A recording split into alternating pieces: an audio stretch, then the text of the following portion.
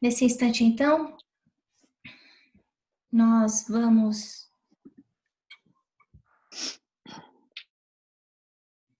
nos acomodando nas nossas cadeiras, respirando fundo,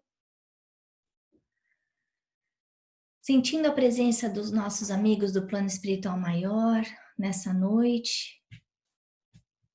Esses amigos que sabem mais do que nós e que nos acompanham na nossa escalada evolutiva, no nosso aprendizado. Eles acompanham o nosso esforço, nos estimulando, nos inspirando, nos dando coragem, energia. E assim nós agradecemos por todas as bênçãos invisíveis que nós recebemos todos os dias. Obrigada, Mestre, pelo teu amor, pela tua compaixão, por cuidar de nós, por ter misericórdia pelas nossas faltas, por nunca se cansar de nós, apesar dos nossos erros. Inspira-nos, Senhor, nessa caminhada. Dai-nos força, coragem e fé. Fortifica a nossa disciplina, o nosso desejo de aprender, para que nós possamos melhorar o máximo possível durante essa encarnação. E ajudar não só a nós mesmos, mas principalmente aqueles que nos rodeiam. Para um mundo melhor. Graças a Deus. Bom, pessoal, então, vamos aqui, a gente está começando a nossa aula número 4 do ESG, em que nós estamos estudando hoje o módulo 2, roteiro 3 e roteiro 4. Então, a gente já viu a semana passada um pouco dos fatos históricos e a vida de Allan Kardec, e agora a gente vai ver um pouco da metodologia que foi usada por ele, e assim como os livros da codificação. E vocês vão ver que eu acabei adicionando à nossa conversa alguns outros livros que eu acho que são importantes para a gente conhecer também, tá bom? E eu mandei no WhatsApp alguns recadinhos para alguns de vocês que eu vou pedir para vocês apresentarem o livro. Eu adorei o trabalho de vocês, por sinal. Então, a gente vai começar pela metodologia e depois a gente entra na codificação de Kardec. Bom, a ideia da metodologia dele foi uma ideia muito simples, né? A comparação que eu gostaria de fazer é como se ele entrou com um espírito de infantil, uma criança. É como se ele fosse um clean slate, tentando entender a realidade, sem nenhum preconceito, sem nenhum pré-julgamento do que seria a verdade. E começou a perguntar coisas básicas para os espíritos. Então, quando a gente olha para aquelas perguntas que estão aí no Pentateuco kardeciano, a gente sabe que essas perguntas, elas vieram de Kardec. E aí a importância da gente ter alguém com um cérebro tão inquisidor, curioso, como o dele, com essa capacidade de querer aprender mais e saber como perguntar. Porque isso é uma habilidade, isso da gente saber o que perguntar e como perguntar na hora certa, nem todos nós sabemos, né? Então, ele usou um método experimental. Ele não tinha uma teoria pré-concebida em relação ao espiritismo e nem em relação aos espíritos. Na verdade, a gente viu que ele era um pouco incrédulo, né? Ele estava não só cansado daqueles dogmas pesados da igreja, coisas que ele achava que não faziam sentido do lado da razão, mas ele não sabia do jeito que esperar. Ele entrou para conhecer as mesas girantes com uma curiosidade um pouco escéptica, assim pensando, poxa, será que isso é verdade? Não é fantasioso, né? Mas o que ele procurou, à medida que ele foi montando a metodologia dele, além de não estar saindo com uma teoria já feita, ele queria que as respostas fossem congruentes e se completassem. Daí a complexidade que a gente vê no estudo que ele cria. Na maior parte dos livros que a gente vai estar estudando nessa noite, a gente vai ver que o conteúdo que veio direto dos espíritos, através de médiuns, que não se conheciam, que não eram só franceses. O que faz aí trazer mais beleza e amplitude ao conhecimento e ao trabalho de Allan Kardec, né? Quando a gente pensa em termos da personalidade dele, já que a gente já estudou, cada um de vocês aí colocou algum tipo de característica que chamou a atenção, e eu coloquei essa que eu acho. Uma pessoa altamente estudiosa, que veio de uma família em que se valorizava o aprendizado, o conhecimento. Ele gostava de fato, ele era racional e tinha uma habilidade de disciplina muito grande. Então, apesar dele gostar de estudar, a gente vê que ele não se precipitava em tomar conclusões. Não é porque um ou dois espíritos falaram tal coisa que ele já tomava aquilo como verdade. Ele sempre assumia que podia ser sim, podia ser não. Ele não era um cientista, ele não tinha uma bagagem de cientista, mas a metodologia que ele usou foi uma metodologia semelhante à de um cientista, que é uma metodologia experimental, tratada com uma disciplina muito grande quando a gente pensa que só um dos livros tinham aí 1000 páginas. E um dos livros aí da coleção complementar que a gente vai ver, que é a Revista Espírita, que ele lançou 12 volumes, cada livro tinha mais ou menos 450 páginas. Então esse homem escreveu muito, compilou muito, tinha muito conteúdo. Como é que você trata o conteúdo tão complexo, novo, inclusive com vocabulário diferente do vocabulário que era conhecido na época, se não tivesse uma capacidade de organização, de abstração muito grande, né? Precisava desse pragmatismo, desse lado didático de professor que ele tinha. E aí ele começa a falar um pouco do espiritismo, que a ideia é, o espiritismo ele não vem discordar com a ciência, não. Ele está falando das leis que regem o mundo dos espíritos, isso é o espiritismo, que é uma coisa que a ciência da Terra não consegue. Então, o espiritismo é a ciência dos espíritos que está sendo ensinada para a gente através dos espíritos. Então, o objetivo dessa ciência é tirar aí o véu, para dar para a gente o conhecimento das leis do princípio espiritual. Enquanto a ciência a gente conhece, é para que nós conheçamos as leis que regem aqui a Terra, né?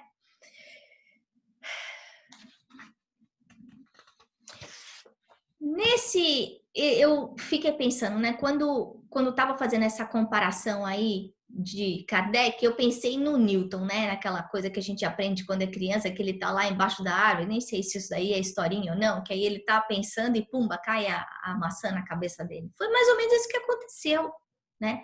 Começaram a aparecer fatos aí para ele e que ele não estava conseguindo uma resposta. E para isso ele começou a investigar, a observar, a comparar, a analisar, para tentar trazer a causa que estava ligada àquele efeito.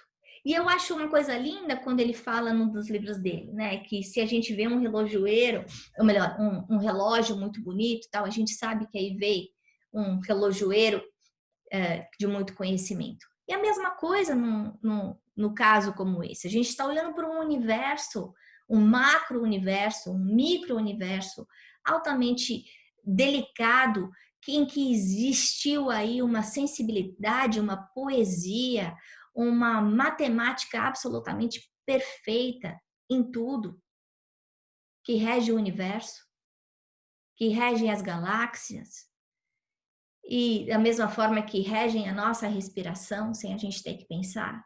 Então, para que a gente veja esse efeito, é necessário que exista uma causa também perfeita. Mas ele não partiu de uma hipótese, por exemplo, não, existe o espírito, e o espírito está aqui tratando da gente. Ele não disse, não, porque existe reencarnação, porque tem um espírito falando. Não, ele não disse, não, mas o espírito e a matéria são dois bens muito diferentes, matérias muito diferentes, precisa de alguma coisa no meio, que chama perispírito. Ele não falou nada disso. Ele perguntou. Ele fazia observação e perguntou. A ideia é que pelos fatos ele chegou à teoria, e não ao contrário, em que pela teoria ele buscou os fatos, como muitas vezes a gente vê a ciência fazendo hoje, né?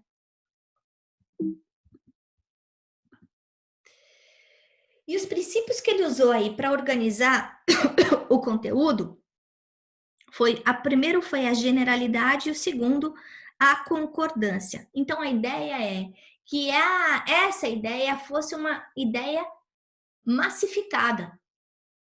Ela não pertencesse só às pessoas que estavam ali em Paris, dentro daqueles clubes, dentro daqueles bares onde estavam as mesas girantes. E o outro aspecto é que precisava haver uma concordância. Então, se Kardec, criava essas perguntas, ele dividia essas perguntas e ele aguardava respostas que tivessem a mesma congruência de conteúdo. Então, era importante que a gente entendesse que não era um médium, dois médiums, eram dezenas de médiums de lugares diferentes que não se conheciam, que não falavam a mesma língua muitas vezes, e que aí traziam a mesma resposta ou uma resposta semelhante à que ele já tinha respondido, né? Já tinha recebido. E aí ele fala aí em Obras Póstumas, que é uma das obras complementares que eu vou trazer para vocês para a gente estudar um pouquinho, que não está no livro de vocês, eu acredito, que ele fala que eu nunca elaborei teorias pré-concebidas, observava cuidadosamente, comparava, deduzia as consequências. Dos efeitos, procurava remontar as causas, por dedução e pelo encadeamento lógico dos fatos, não admitindo por válida uma explicação, senão quando resolvia todas as dificuldades da questão. Então, a gente vê que ele tinha um discernimento, um comportamento ético muito grande, né? E nós aí imaginamos que Kardec vem aí junto da romagem da época dos 12 apóstolos de Jesus para trazer uma mensagem de tanta responsabilidade para nós, né? Com tanta seriedade como essa que veio. E aí, falando um pouquinho sobre a universalidade. Não será a opinião de um homem que se aliarão os outros, mas a voz unânime dos espíritos. Não será um homem como não será qualquer outro que fundará a ortodoxia espírita. Tampouco será um espírito que se venha impor a quem quer que seja. Será a universalidade dos espíritos que se comunicam em toda a terra por ordem de Deus. E, gente, se a gente for pensar no momento que o planeta Terra estava vivendo, né, em que a igreja estava meio perdida nos seus valores e muito arriada aos dogmas e aos atos exteriores, a verdade que alguns homens vinham e acabavam forçando goela abaixo as pessoas. Ele não estava querendo fazer isso, porque a ideia dele eu preciso que esses fatos sejam verdadeiros. Para que eles sejam verdadeiros, eles precisam ser universais, como leis. Para que eles não sejam desmentidos por qualquer um. Para que os incrédulos não venham aí debater e vencer uma inquisição, caso eles tenham vontade de aprender. Que a gente vê muito no nosso dia a dia, né? Quando os fatos são forçados para a gente, para que nós aceitemos, sem que a gente use a razão, sem que a gente possa argumentar, muitas vezes fica só de uma forma superficial. E a gente sabe que o objetivo da doutrina espírita, aí como a gente está vendo aí com os livros do Pentateuco, é modificar o nosso comportamento, transformar a nossa natureza, para que nós sejamos pessoas melhores. Então, é uma transformação moral que, para isso, precisa que a gente vá fundo na nossa crença. Para a gente pergunte, e ele faz essas perguntas profundas e dá as respostas profundas aí em vários dos livros, como a gente vai ver mais para frente, né? Seja da onde eu vim, quem é Deus, existe a reencarnação, por que que eu passo dificuldade nessa vida, por que que existe a infelicidade no mundo, a felicidade, existe céu e inferno. Então, ele precisava trazer fatos que fossem debatíveis à altura de intelectuais como ele, para que tivesse credulidade, né? E aí ele continuando na universalidade dos fatos. Uma só garantia séria existe para o ensino dos espíritos: a concordância que haja entre as revelações que eles façam espontaneamente, servindo-se de grande número de médiuns, estranhos uns aos outros em vários lugares. E a gente já estudou isso no Evangelho, né? Lendo aí a introdução do Evangelho. Então, o ponto é, como a gente está falando, a base, o formato, a estrutura da pesquisa que ele usou, primeiro foi sem ter ideias preconcebidas, ele não saiu de uma teoria preconcebida. E depois ele usou e abusou da pesquisa. E quando a gente pensa nisso hoje, né, na dificuldade que é para a gente trazer um resultado que seja crédulo, né, verdadeiro, a gente vê o número de pessoas que o nosso universo de pesquisa precisa ter, milhares de pessoas. E nesse caso, ele teve que fazer isso sem ter SurveyMonkey, sem ter nenhum tipo de habilidade de tecnologia, e sim usando o lápis e o papel, com a mão do médium, né? Então, agora, entendendo aí a metodologia que ele usou, agora a gente vai passar para as obras básicas, entendendo um pouco o que ele fez em cada um dos livros e por que ele fez, né? Então, a gente lembrando, a gente já viu esse slide antes, o aspecto tríplice da doutrina espírita. Por que eu coloquei isso? Porque quando a gente fala que o espiritismo é uma ciência, é porque ele trata da natureza, da origem, do destino dos espíritos e a sua relação com o mundo corporal. Então, daí a gente pode falar que a ciência espírita, ela é complementar à ciência da matéria. E ele mesmo falou, se em algum momento houver algum tipo de discrepância entre o que a ciência da Terra fala com o que eu estou escrevendo, opte pela ciência da Terra. Agora, da mesma forma que ele estava aí nesse processo de observação da realidade, da organização desses fatos para chegar à teoria, ele traz essa doutrina filosófica que vai mostrar para a gente de onde a gente veio, para onde a gente vai e as consequências que a gente tem que provém do nosso comportamento, bom ou ruim, que a gente conhece aí como a lei de causa e efeito, né? E citando a influência que os espíritos têm na nossa vida. Então, a gente imaginar que nós aqui, vivendo na nossa casa, nós estamos sozinhos, não é verdade. Nós nunca estamos sozinhos. Nós temos companhias invisíveis todo o tempo. Agora, a qualidade, melhor ou pior dessa companhia, vai sempre variar de acordo com a minha qualidade mental. Então, a gente vê aí a parte filosófica, que é a parte profunda aí desse trabalho dele, que gerou o Livro dos Espíritos, que acaba servindo aí como base para os outros 4 livros da codificação, que vão aí abranger a ciência e a religião, né? Então, ele começa com o Livro dos Espíritos, E do Livro dos Espíritos, a gente vai ver que essa capacidade de organização de conteúdo dele é tão grande que ele faz o quê? Ele não podia escrever cada livro falando uma coisa, não ia fazer sentido, e ele mesmo ia se desmentir.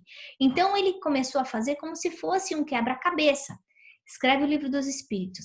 A segunda parte do Livro dos Espíritos é o quê? É o Livro dos Médiuns. Ele pega essa segunda parte e ele mergulha nessa segunda parte, desenvolvendo o Livro dos Médiuns. Na terceira parte do Livro dos Espíritos, ele vai e desenvolve o aspecto moral da doutrina, o aspecto religioso da nossa ligação criatura com Deus, com o Criador. Com a quarta parte, que ele fala aí das causas futuras, da felicidade e infelicidade da gente depois que a gente morre, que o corpo da gente morre, ele desenvolve e cria o livro O Céu e o Inferno. E o último livro, que é um livro muito pouco lido por todos nós, que é a Gênese, que vem aí da primeira parte do Livro dos Espíritos. Agora, se a gente imaginar que foi em 1954 a primeira vez que ele ouviu falar das mesas girantes, e de repente, 3 anos depois, ele escreve o primeiro livro, que é o Livro dos Espíritos. Durante 3 anos. A gente sabe que o primeiro, e depois a gente vai estudar um pouquinho mais, mas que o Livro dos Espíritos começou aí num tamanho metade da versão final que a gente conhece agora, mas durante 3 anos ele conseguiu juntar fatos suficientes para conseguir desenvolver essa linha do tempo com o conteúdo que ele estaria publicando como a codificação nos próximos 11 anos, né? Então, como a gente viu aqui, deixa eu fechar aqui. O Livro dos Espíritos, na parte primeira, a gente vê as causas primárias. No capítulo 1 a 4, na parte segunda, o mundo espírita, capítulo 1 a 6. E aí, daí, ele começa a tirar. Da parte segunda, vem o mundo espírita, e aí ele cria o livro dos médiuns. Da parte terceira, vem a leis morais, vindo o capítulo de 1 a 12, criando o Evangelho segundo o Espiritismo. Da parte 4, que ele fala de esperanças e consolações, o capítulo 1 e 2 do Livro dos Espíritos, ele cria o livro Céu e Inferno. E a parte primeira, falando da realidade, aí da onde a gente vem, falando aí da criação da Terra, dos espíritos, que aí ele vem e cria a Gênese. Agora, tem um dos livros, que é um livro muito bonitinho, que algum de vocês já conhece, que é o livro que foi criado pela introdução, que é o que é o Espiritismo. E a gente vai falar um pouquinho dele como leitura complementar, aí do Pentateuco. Bom, então, começando aí do Livro dos Espíritos, antes de eu começar a falar, quem é que vai apresentar o Livro dos Espíritos? É a Gisele. Vai, Gi. Fala um pouquinho aí do que você aprendeu do Livro dos Espíritos pra gente. Ok. Estão ouvindo? Uhum. Ana, eu acho que você explicou super, ultra, mega explicadinho, passo a passo. Me chama muita atenção, muito atenção, a capacidade de síntese, de análise e de colocar tudo, de resumir, colocar tudo agrupado, né, nos seus devidos conteúdos. Eu acho que Kardec era um gêniozinho, sem sombra de dúvida. Não podia estar em mãos melhores a doutrina. E do livro propriamente dito, né? Agora, o que me chama atenção nas perguntas é que são perguntas, ele parte das perguntas simples, para depois ele vai elaborando maior, né? E tanto que ele pergunta e repergunta que volta e meia os espíritos falam, como já dissemos. Às vezes eu dou risada com isso, mas eu acho que é isso. Ou você queria saber alguma coisa? Não, tá ótimo. Tá ótimo. Obrigada. Bom, no Livro dos Espíritos a gente vê aí, como vocês já estudaram, que é a síntese da doutrina espírita do aspecto filosófico, né? Então ele usa termos novos, ele fala para uma coisa nova precisa de usar vocabulário novo. Isso não existia, ele não queria que fosse confundido. E você vê que mesmo para os espíritos, quando eles estão explicando para a gente, eles falam, não adianta a gente colocar em palavra, porque vocês não vão entender. O vocabulário de vocês é pobre, ou vocês ainda não têm o conhecimento para conseguir compreender os ensinamentos que a gente tem para dar para vocês, né? A autoria do livro é de quem? Dos espíritos. Ele trabalhou na metodologia, ele criou as perguntas, mas as perguntas foram todas ditadas por espíritos e codificadas com a ajuda dessas dezenas de médiuns com quem ele trabalhou.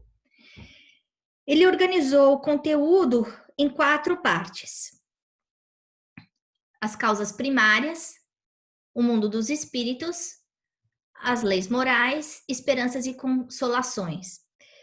Ele continuou seguindo esse formato da generalidade das informações e tendo certeza que havia uma concordância entre todas elas, como a gente já viu. Na primeira parte, que é das causas primárias, ele fala dos atributos da divindade, a criação, os elementos do universo. Numa segunda, que é do mundo dos espíritos, aí ele já vai um pouco mais do que falando sobre os espíritos, o progresso do espírito, o que acontece antes da gente nascer, depois da gente nascer e a relação com a matéria. Na terceira parte, que é das leis morais, aí ele lista as leis de Deus, ele organiza em 10, como a lei de adoração, a lei do trabalho, a lei de reprodução, a lei de conservação, de destruição, de sociedade, de progresso, de igualdade, de liberdade e, finalmente, a mais importante de todas, que é a lei de amor, justiça e caridade. E a quarta parte, que fala das esperanças e consolações, que é o futuro do homem no além-túmulo, que está englobado aí no livro Céu e o Inferno.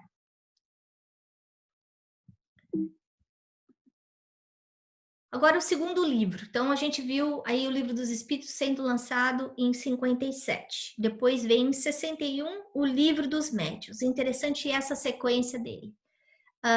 Miguel, você quer comentar alguma coisa sobre o Livro dos Médiuns?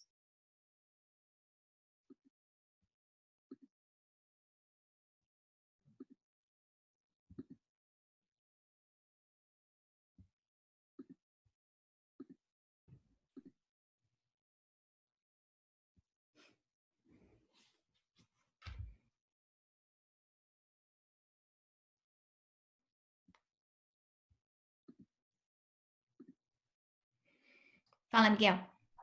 Alô, pronto, agora foi.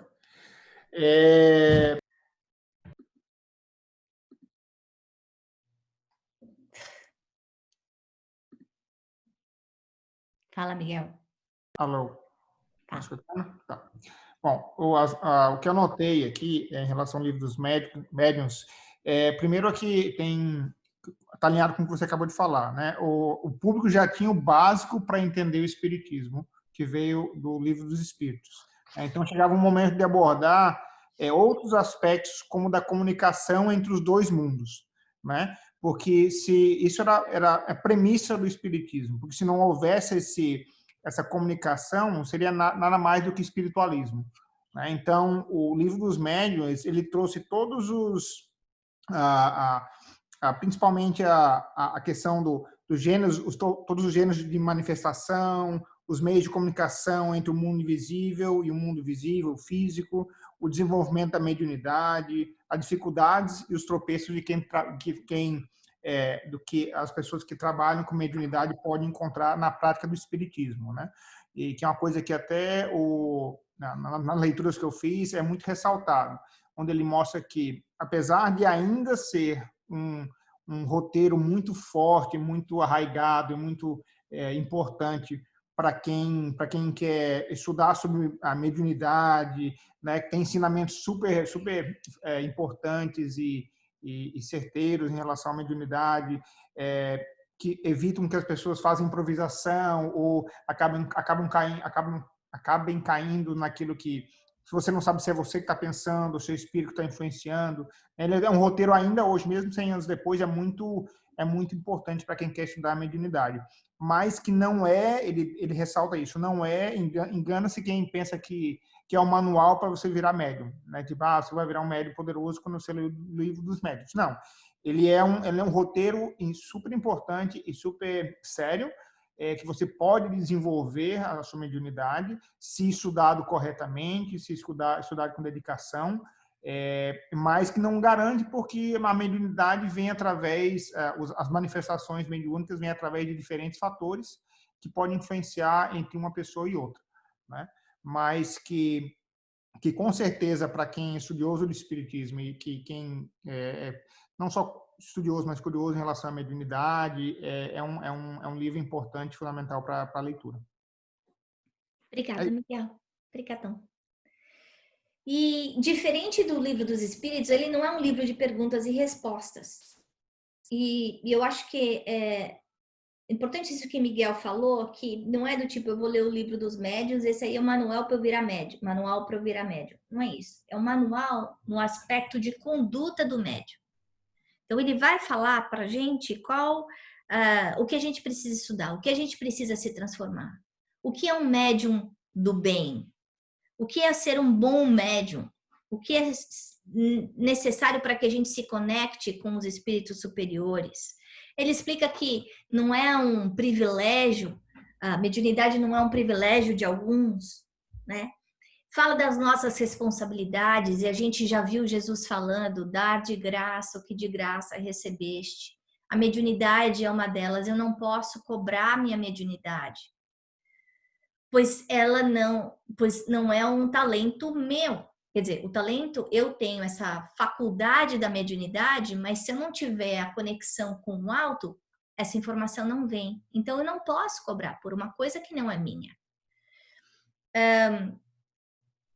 A moralidade dos médiuns é fundamental. E aí vem a reforma íntima. Quando a gente pensa nisso da comunicação com o mundo invisível e o desenvolvimento da mediunidade, quando o Miguel falou dos tropeços, é o quê? Porque quando eu tento simplesmente usar minha mediunidade de uma forma egoísta, eu não estou pensando no bem de todos, eu estou pensando no meu bem, imediatamente eu vou estar me ligando com espíritos tão egoístas como eu. E aí é nesse momento que eu acabo encontrando esse tropeço que o Miguel comentou. O desvio, se ao mesmo tempo a mediunidade é uma bênção, porque é uma porta para a caridade, ela é uma porta estreita, porque a gente precisa saber da importância da nossa mediunidade. Da mesma forma que eu me conecto com bons espíritos, eu vou me conectar com os maus também. Não existe uma sintonia, não. Então, só falo com quem for bonzinho aí que está no plano espiritual. Não, a conexão está aberta. E aí eu tenho que saber como gerenciar as influências espirituais que estão ao meu redor. E é claro que esse gerenciamento vai depender da minha moralidade, porque os espíritos, eles não só ouvem o que a gente fala, mas eles veem o que a gente faz. Eles enxergam o nosso pensamento, os nossos desejos mais íntimos, aquelas nossas características que muitas vezes nem a gente conhece, mas que podem desviar o nosso caminho, né? Então, o Livro dos Médiuns, ele trata aí do aspecto experimental da doutrina espírita. Como a gente está falando que a doutrina espírita é uma ciência espírita, é uma ciência que trata dos espíritos, a influência dos espíritos na matéria. Então, aí daí vem a importância dos médiuns para que ela entre em efeito, né? Então, vamos para o próximo livro, que é o Evangelho segundo o Espiritismo. E a Tabata. Conta pra gente, Tabata.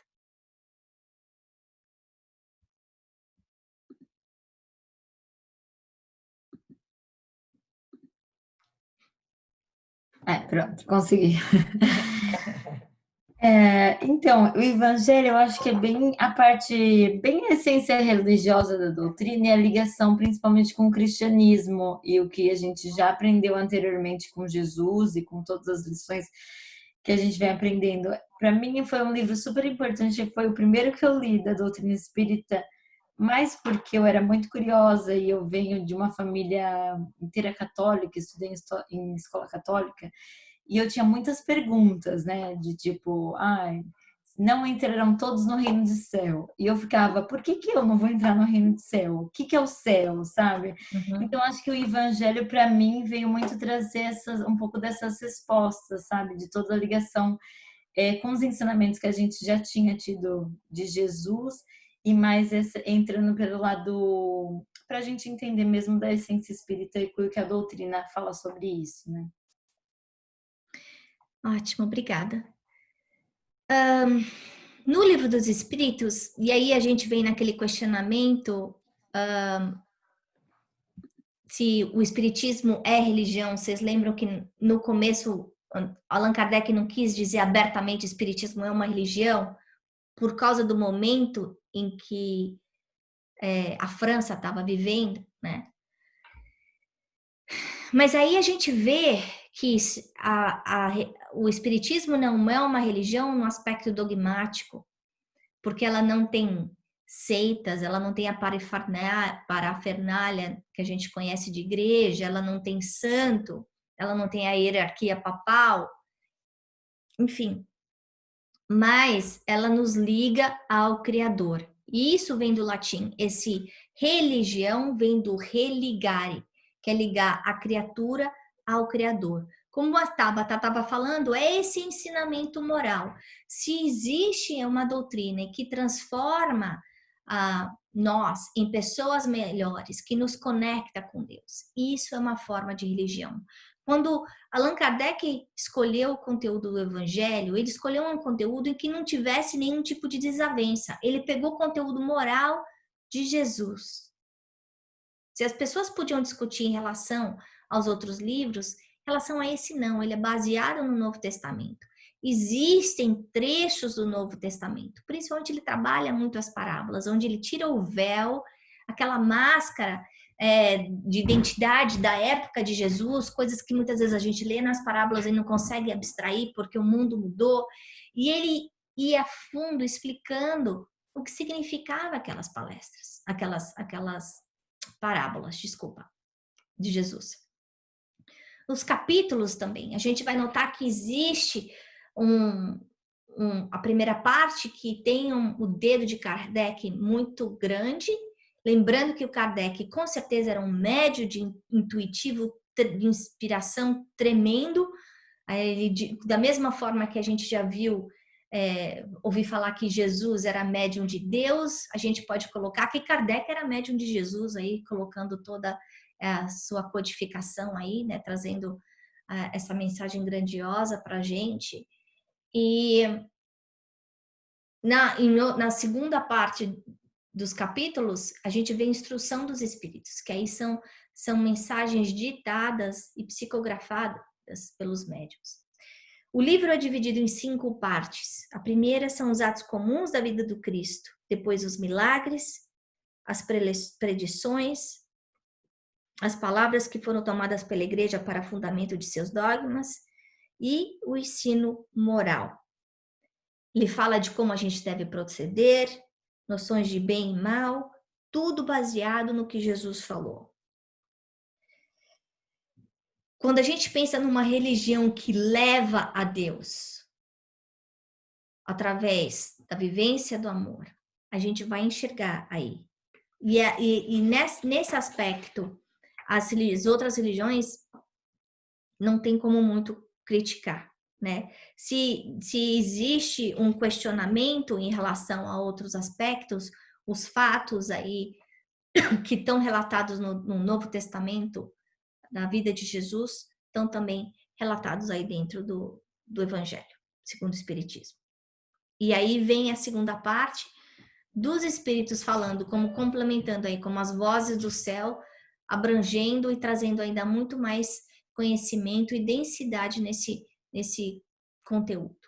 Outra coisa que eu acho importante falar do livro do Evangelho segundo o Espiritismo é que muita gente usa o Evangelho como band-aid. Então, eu tô triste, tô deprimida e eu tô passando por um problema, vou rezar e eu abro o Evangelho. E normalmente a página que cai é uma página que eu preciso ler e que me consola. Mas o objetivo maior do Evangelho não é o consolo. O objetivo maior do Evangelho é o esclarecimento. É a gente entender o que nós precisamos nos modificar, nos transformar. O que é um bom espírita? O que é o bem sofrer, o que é o mal sofrer?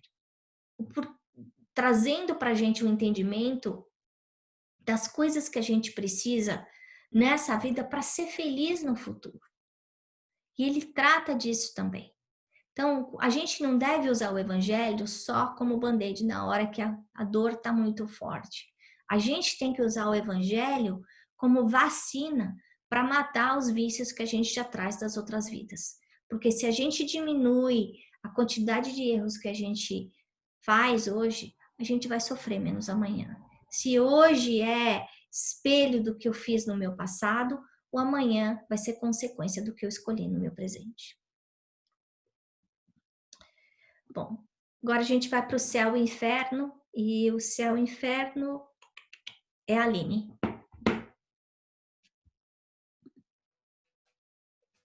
Conta pra gente, Aline. Tá me ouvindo? Tô ouvindo, pode falar. Ela tem 2 partes, né? Peraí. Eu não sou muito boa de tecnologia. Ela tem 2 partes, né? Na primeira parte, Kardec faz um exame crítico das contradições filosóficas da Igreja, né? Da Igreja Católica. E na segunda parte, que é a minha parte preferida, onde ele conversa com vários espíritos ele escuta histórias de vários espíritos de vários graus de evolução e fica bem claro, assim, a lei de causa e efeito e como isso está em perfeito equilíbrio com as leis de Deus, né? É o livro que eu mais gosto, inclusive. E é isso. Obrigada, Aline. Então, a quarta parte do Livro dos Espíritos virou o céu e o inferno, como a gente viu. Ele fala, basicamente, ele trata do mundo, da vida no plano espiritual. Ele fala da justiça divina, de como é que a gente chega lá. Se eu fui princesa aqui, significa que eu vou ser princesa lá. Ele desmistifica o céu e o inferno, explicando que isso não existe, que não está do lado de fora, que esse céu e que esse inferno vive dentro da gente. Na primeira parte do livro, ele fala de temas difíceis, como mortes prematuras, acidentes coletivos, reencarnação, anjo, céu, inferno, purgatório. Na segunda parte, que é essa parte que a Aline estava falando, ele tem muitas mensagens psicografadas por vários tipos de espírito. Então, essa ideia de que, como a gente sabe que algumas religiões têm, que somente os espíritos perfeitos se comunicam, a gente vê aí relatos de suicidas, relatos de pessoas que foram irresponsáveis nas suas escolhas, na sua conduta, assim como pessoas de bem que morreram e que chegaram do outro lado e elas falam, elas narram o que elas encontraram. Então, isso mostra pra gente, dá esperança, dá consolo. Ao mesmo tempo, ele mostra que existem gêneros diferentes de desencarnação. O que é que a gente sente depois que a gente morre? Então, isso que a gente fala, que a gente vê nos livros de André Luiz, que nós morremos e continuamos sentindo tudo aquilo que a gente sentia, está escrito no Céu e Inferno, nesses relatos da segunda parte, né? E ele também fala, como a gente viu aí também entre a Terra e o Céu, citação da Gênese, explicando como é que funciona a redução do espírito no momento do nascimento, que é um tema que a gente tem estudado ultimamente. Agora, um dos pontos que eu coloquei aí que eu acho que é muito importante a gente pensar é a gente colocar um ponto final nessa ideia de penas eternas, né? Isso de eu pequei e eu vou para o inferno, eu matei, roubei, fiz coisas horrorosas, então eu vou ser infeliz até o último dia da eternidade. Não, não. Existe a causa e efeito. Se eu tenho o livre-arbítrio de poder escolher o que eu quero, eu tenho a responsabilidade da colheita, mas à medida que eu colho e eu consigo reparar o meu erro, eu tenho chance de recomeçar e de criar, construir a minha felicidade. Então, todos os dias, é isso que o céu e o inferno mostra pra gente, que nós somos construtores, autores da nossa felicidade ou infelicidade. E que isso é baseado no nosso comportamento, nas nossas escolhas. Mais simples. E a Gênese, agora a gente vai para Letícia.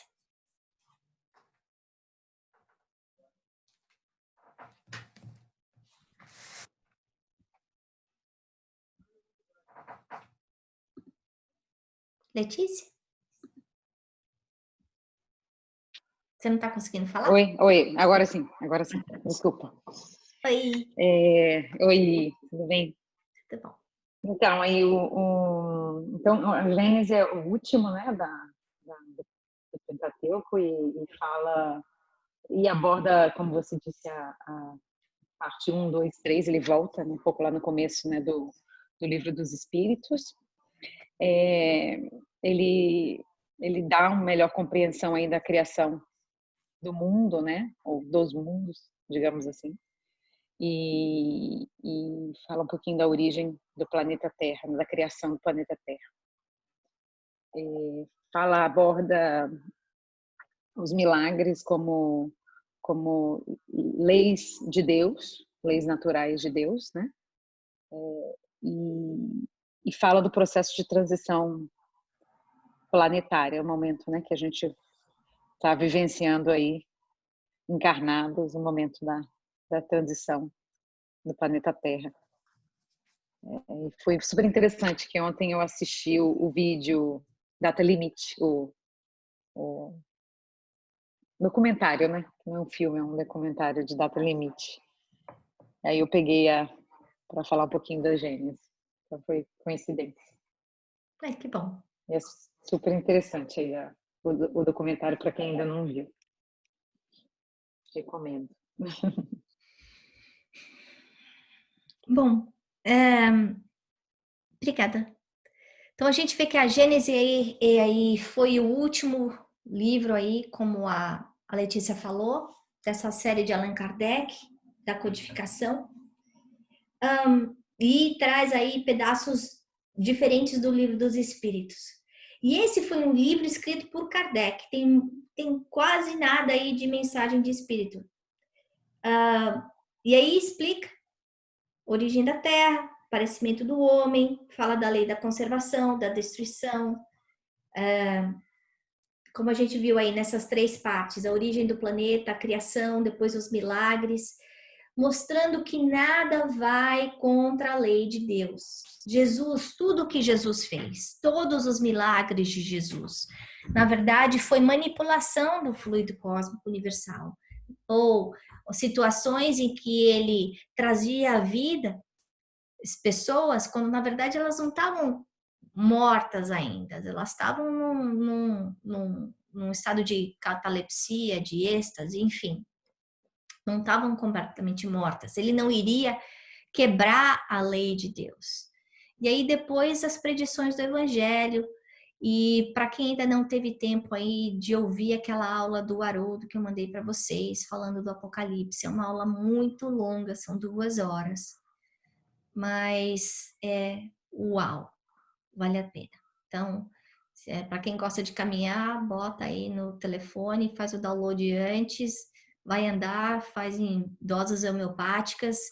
Eu escutei uma vez, estou escutando a segunda vez, porque tem muito conteúdo e é muito interessante como ele trabalha com a matemática, com aspectos científicos, como ele volta aí às bases do evangelho escrito em hebraico para conseguir chegar numa tradução mais correta do que é exatamente que estava escrito no evangelho de João, no momento que ele escreveu o Apocalipse. Bom, agora a gente terminou os 5 livros, e agora eu vou comentar um pouquinho sobre os livros complementares. Ana e Letícia, eu tenho uma dúvida. Quando no Livro dos Espíritos ele começa com 501 perguntas, e 3 anos depois ele praticamente dobra o número de perguntas, isso aconteceu, assim, que foi chegando, recebendo, ele foi atualizando? Você sabe um pouquinho dessa história? Eu tentei pesquisar e não consegui ver, me deu curiosidade. O que eu entendo, eu vou deixar aí para a Lúcia comentar também, é exatamente que ele soltou as 500 e depois ele continuou pesquisando. Lembra que ele queria passar pelo critério da generalidade e da universalidade. O que não entrava nisso ele não ia colocar, porque a ideia o que estava escrito ali eram fatos irrefutáveis. O que ele podia ter alguma dúvida, ele colocou aí numa desses livros complementares, como a gente vai ver, como a Revista Espírita, que eram fatos mais diários. E que aí depois que ele tinha uma base mais profunda, ele acabava incluindo em algum dos outros livros, como, por exemplo, o Evangelho segundo o Espiritismo. Mas, então foi isso. Lúcia, você quer comentar alguma coisa? Com relação ao Livro dos Espíritos? Por que no começo foram 500 perguntas? Porque o assunto é muito vasto. E depois que ele lançou a primeira edição, decantou, ele repensou, surgiram novas indagações, aí ele, honesto, correto como ele era, ele acrescentou ao trabalho, né? Porque ele queria dar o recado o mais completo possível. E é realmente extraordinário como é que ele consegue fazer um livro metafísico, filosófico, profundo, em 3 meses, em 3 anos só, né? Então, foi um trabalho muito bem feito em muito pouco tempo.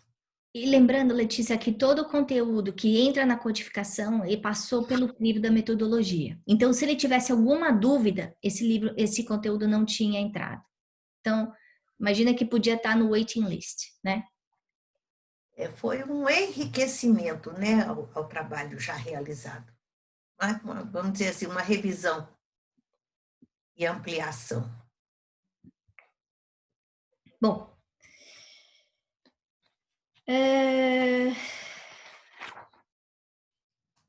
os livros complementares. Então, eu vou comentar sobre alguns deles. Primeiro, começando pelas obras póstumas, que vocês já devem conhecer. É uma compilação de textos que foi publicado muitos anos depois que Allan Kardec morreu por um dos seus editores, que era o Les Marie.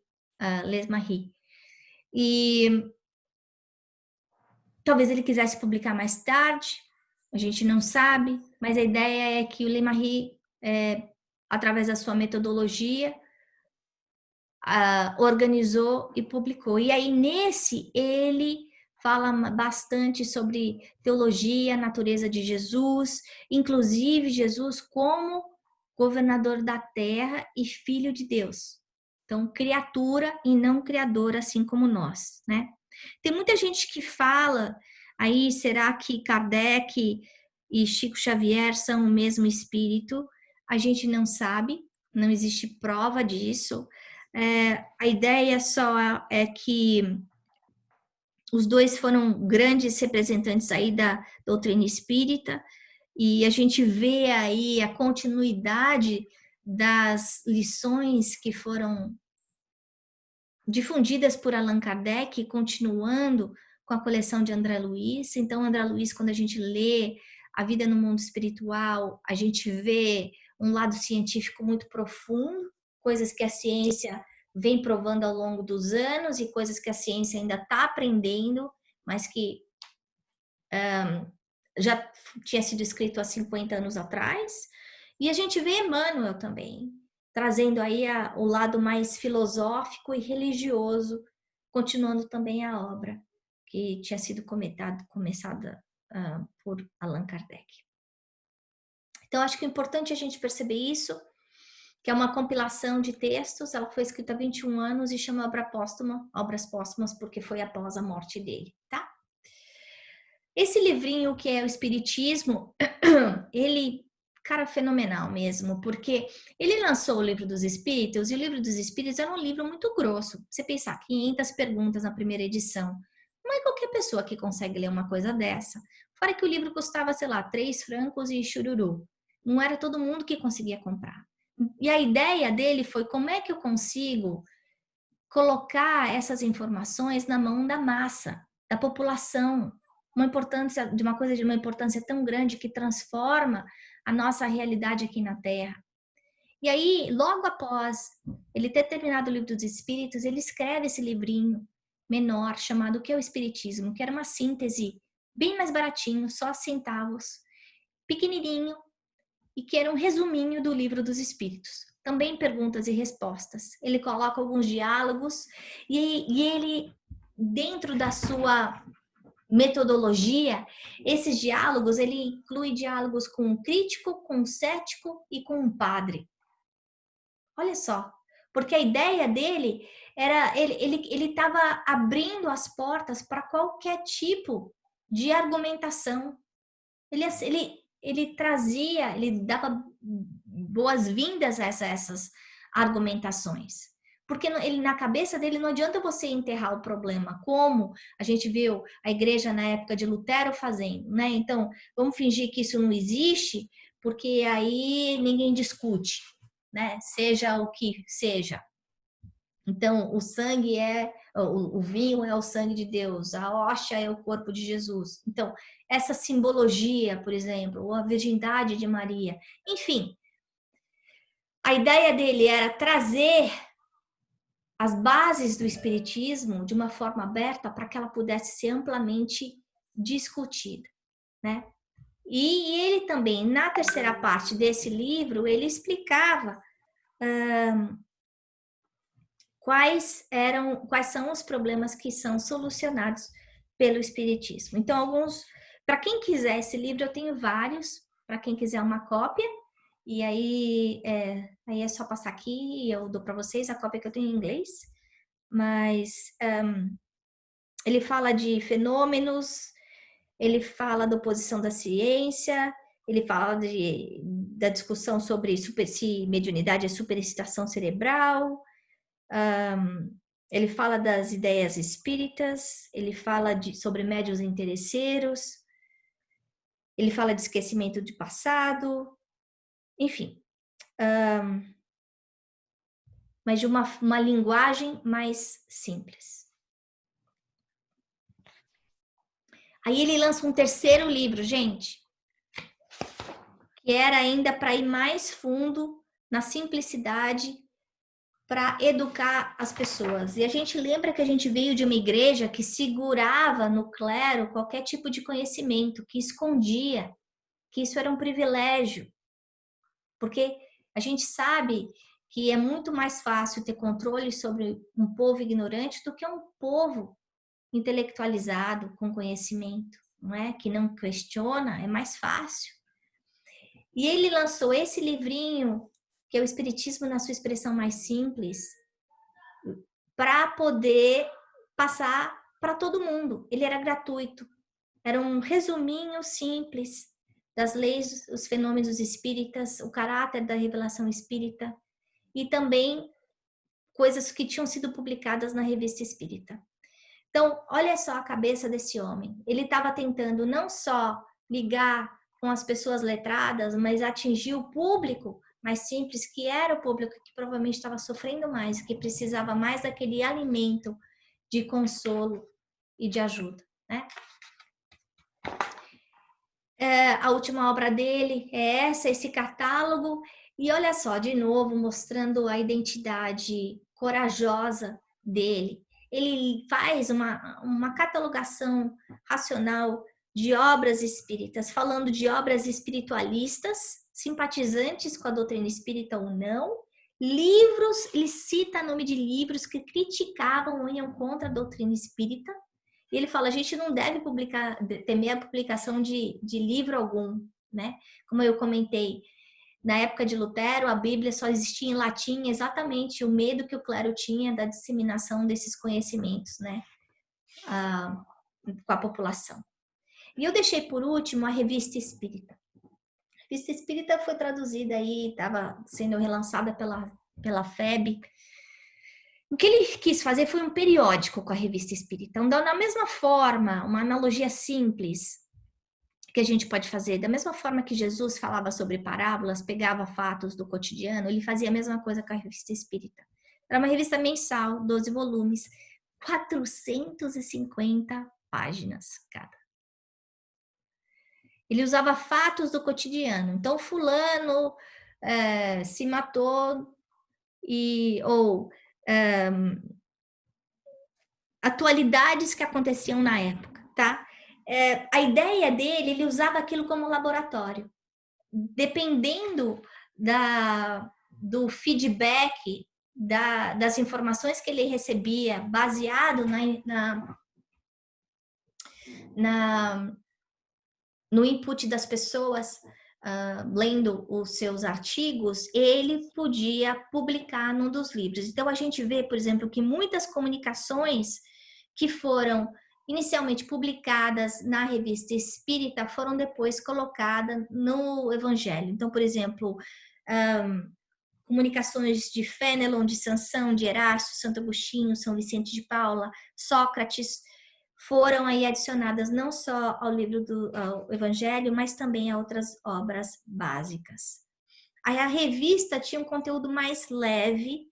Ele não queria que fosse, a instrução que ele recebeu dos espíritos é que não fosse uma coisa vulgar, mas que pudesse ao mesmo tempo ser aproveitada por pessoas letradas e por pessoas mais simples. E aí, em 1868, eu quis colocar esse item aqui, ele fala abertamente na Revista Espírita que o Espiritismo é uma religião, que apesar de não haver rituais, dogmas, imagens, paramentos, a gente se liga a Deus, que o nosso modelo, o modelo do Espiritismo é Jesus, que a gente acredita na eternidade do Espírito, que a gente acredita na importância da nossa melhora moral. A gente acredita numa religião que não é só uma crença de domingo às 10 horas da manhã. Não, é vontade, trabalho e ação, renovação. É a gente colocar a nossa palavra, as nossas mãos para fazer o bem, que foi o que Jesus veio trazer, né? Então, se em algum momento a gente tem alguma dúvida em relação ao caráter religioso do Espiritismo, eu quis colocar isso porque é um fato que muitas vezes as pessoas podem confundir. Sim, Espiritismo é religião e Kardec colocou isso na Revista Espírita, tá bom? Então, a gente terminou aqui. Eu só vou colocar aqui uma reflexão em grupo para a gente fazer. A primeira coisinha que eu queria, vou abrir para todo mundo fazer comentário. Por que será que esse aspecto experimental foi importante para a doutrina espírita? Alguém quer comentar? Tá todo mundo fora do mute. Eu acho que porque como era alguma coisa nova, que ninguém jamais havia ouvido sobre, então ele não podia vir com nenhuma ideia pré-concebida. Ele tinha que trazer mesmo a essência do que estava acontecendo. Eu acho que é mais real, né, Ana? É mais palpável. Tipo, para quem, principalmente para uma coisa nova que muitas pessoas podiam agir de uma forma mais cética e questionar, mas por que tudo isso? Eu acho que a forma que foi feita é muito real. Então, assim, é difícil. Você pode questionar, mas o seu questionamento provavelmente vai estar na metodologia, já questionando também, né? Então, eu que sou uma pessoa muito lógica, gosto muito de ir pela lógica, acho que é muito muito real. Eu acho que também tem um momento histórico, né? Eu acho que o momento que eles estavam vivendo era um momento que a gente até estudou, né? Que era aí o negativismo, que era uma negação daquilo tudo que a Igreja Católica e algumas outras teorias traziam, uma coisa mais para negar todo o status quo da época, né? Então ele veio aí também complementando, acho que o que a Gi e o Miguel falou, ele veio assim com um método muito forte para dar credibilidade a toda uma tendência de negação de tudo que era religioso, conexão com Deus, né? Então ele deu um caráter mais científico, mais sério, justamente para isso que a gente falou, para tentar entrar, né? Para tentar convencer aí uma sociedade que não estava aberta a esse tipo de conceito, né? Que não estava preparada, né? A gente fala aberta, mas na verdade não estava preparada para isso. I think the experimental method was important because this was a time where science was becoming more in the forefront. And part of our reading, they talked about it was important that science evolved first before Spiritism could come. And it was through that science evolving and recognizing the need for like experimentation and being able to sort of prove things through repetition and like testing. And so that's what he was doing. And I think also they even talk about how discerning we need to be about everything, even when we get messages from Spirit, to be discerning about whether it is good or not, right? Like judge the tree by its fruit. So this whole idea of experimentation, like, is important. I think it's a very strong part of Spiritism. Eu acho que esse ponto, especialmente que a Carol acabou de falar, de separar o que é bom do que é ruim, né? Porque não existem só espíritos bons, é muito importante nesse método, né? O quanto ele... E é interessante ver como isso é duradouro no tempo, né? Falar hoje com o jornal de segunda na mão é fácil, mas pensar com a cabeça dele há quase 200 anos atrás, né? Tudo aquilo que estava acontecendo, a transformação que o mundo estava passando, e agora passando para frente quase 200 anos e ver que o método que ele desenvolveu ainda é válido, é fantástico, né?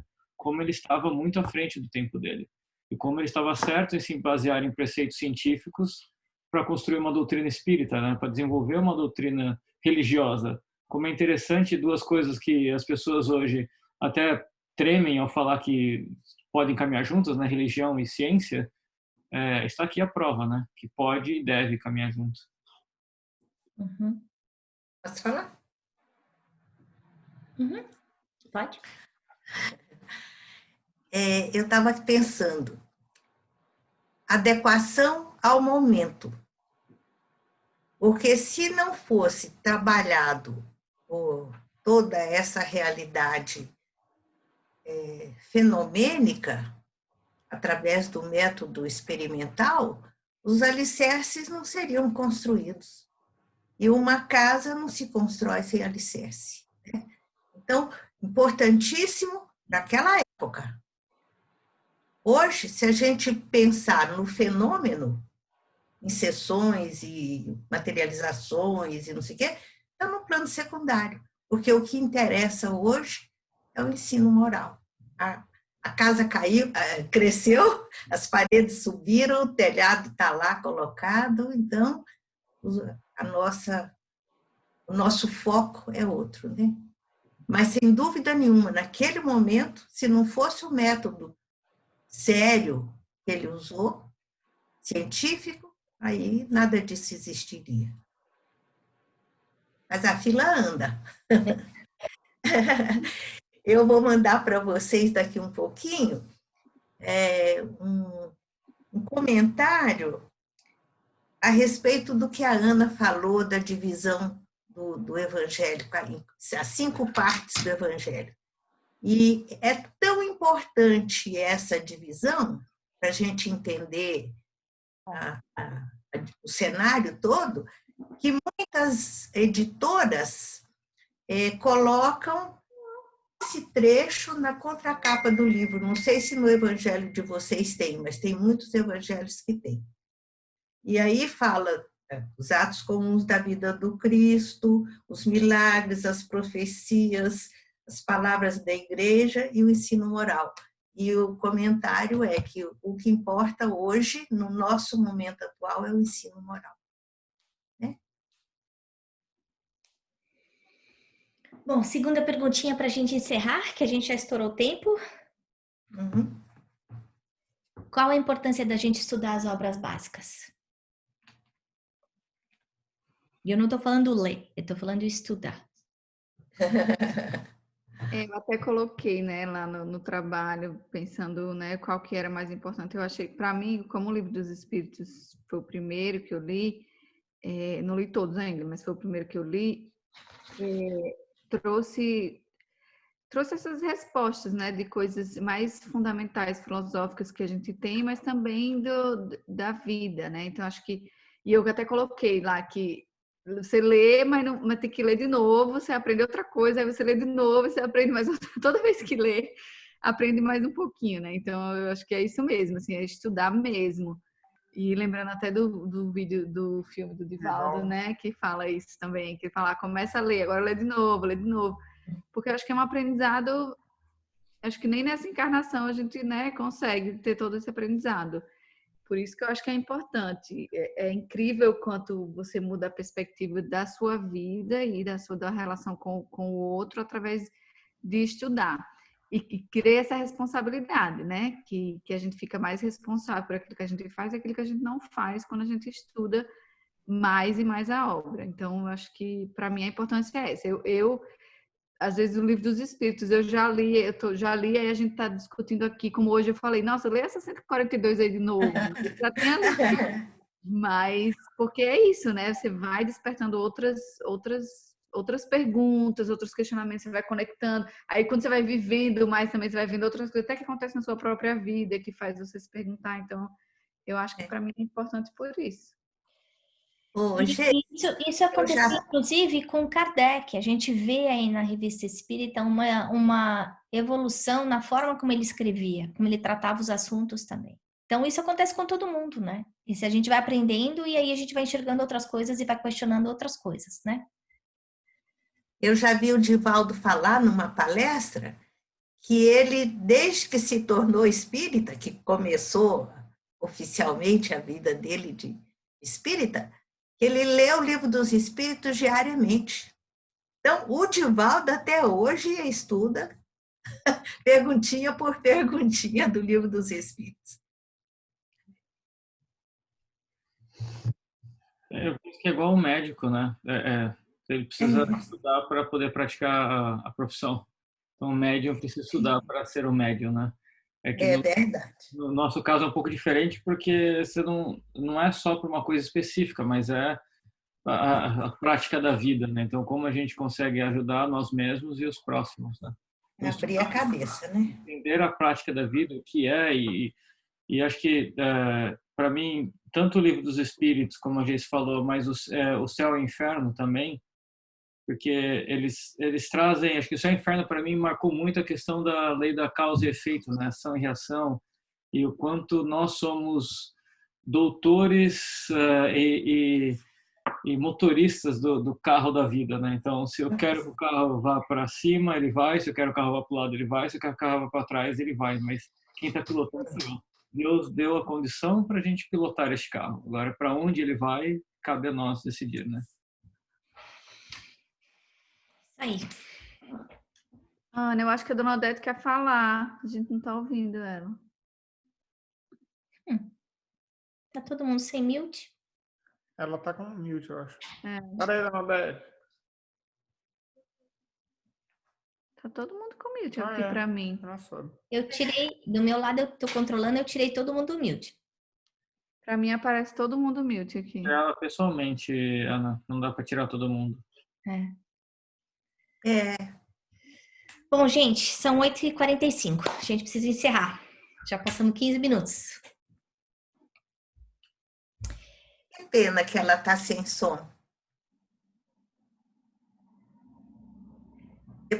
explica para ela, né, Ana? Uhum. Tá bom. Ela ainda está falando. Dona Odete, a gente não consegue ouvir a senhora, Dona Odete. A gente não consegue ouvir a senhora. Deve estar no seu telefone o mute, não está aqui no Zoom, está no seu telefone.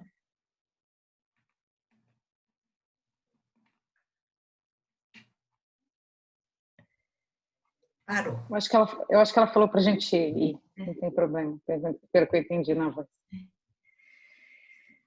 Bom, nesse instante, então, nós vamos agradecendo mais uma vez a oportunidade desse estudo, as bênçãos que foram deixadas aí, esse tesouro, esse guia que nós temos nas nossas mãos, para que nós possamos criar um mundo melhor para nós. A nossa profunda gratidão a Allan Kardec, onde quer que ele esteja, por ter aberto as portas da vida no mundo espiritual para nós, respondendo às perguntas mais profundas do nosso despertamento consciencial.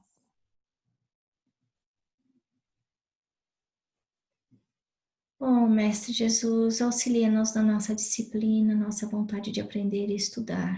Dai-nos força, dai-nos energia, para que nós saibamos priorizar e aproveitar essa oportunidade que nos é dada. Que nós possamos, assim como Kardec, sermos aprendizes, sedentos de curiosidade, de vontade de aprender mais. Protege os nossos lares. Protege-nos, Senhor, das nossas faltas morais. Que através da doutrina espírita nós possamos modificar-nos. E assim nós vamos agradecendo pelo estudo dessa noite, agradecendo aos espíritos superiores que aqui estiveram, cuidando de nós, dizendo graças a Deus, graças a Jesus. Amém.